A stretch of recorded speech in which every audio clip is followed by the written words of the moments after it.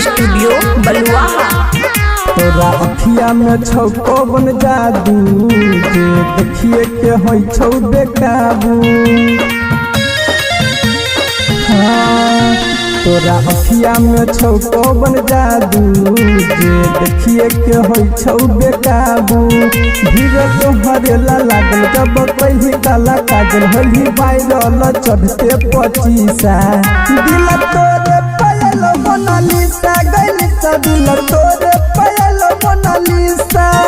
दिल तोरे पायल मोनालिसा गइल दिल तोरे पायल मोनालिसा।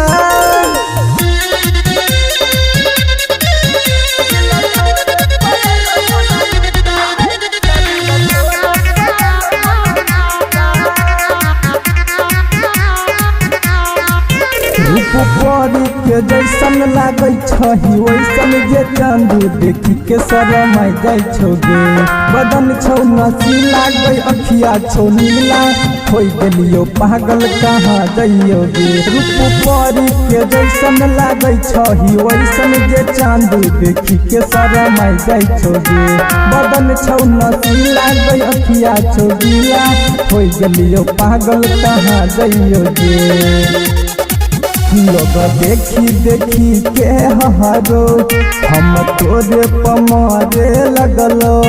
महाकुम जब अयलो सब गंगा नहलो चमकै छी जेना चमकै छौ शीशा। दिल तोरे पलगल मोनालिसा गइल दिल तोरे पलगल मोनालिसा। दिल तोरे पलगल मोनालिसा गइल दिल तोरे पलगल मोनालिसा।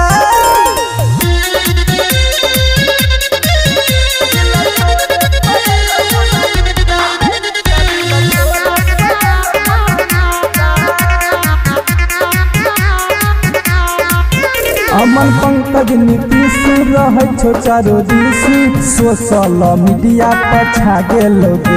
भव्य शिवजी रितेश छोड़ी है सोना देश सभे के दिल में लोभा गेलोगे। अमन पंकज नीतीश रहे छो चारो दिस सोशल मीडिया पर छा गेलोगे। भव्य शिवजी रितेश छोड़ी है सोना देश सभे के दिल में लोभा गेलीगे। छो अखिया में गजब के लाली मन करो देखत रहियो खाली।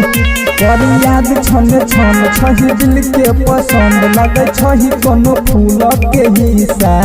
दिल तोरे पायल मोनालिसा गइल दिल तोरे पायल मोनालिसा। दिल तोरे पायल मोनालिसा गइल दिल तोरे पायल मोनालिसा। खुशी रिकॉर्डिंग स्टूडियो बलुआहा।